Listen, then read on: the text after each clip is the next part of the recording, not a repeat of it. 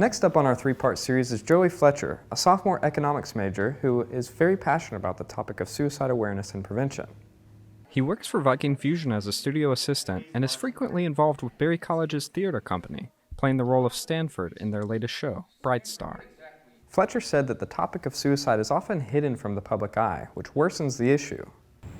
I definitely think there is still a stigma surrounding suicide and a lot of other mental health issues.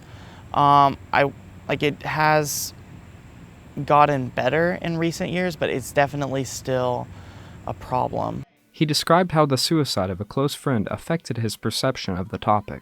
When I was in high school, one of my best friends died by suicide, and I guess up until that point, it's always been, something that's affected other people or affected people outside of my circles, and not something that I've, had to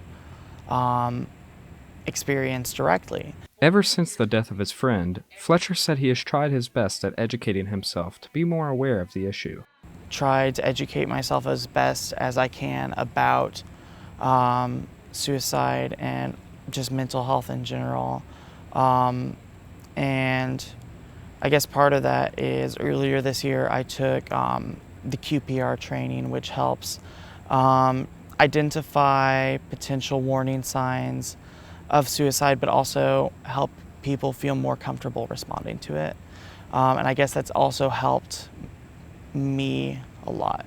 He said that online advocacy for suicide prevention has helped bring attention to the issue, but he also acknowledges that social media can have a hurtful impact on many. And I think overall, on the education and awareness side, social media has had a net positive impact. However, there are still negative effects of social media just for mental health and I guess image reasons.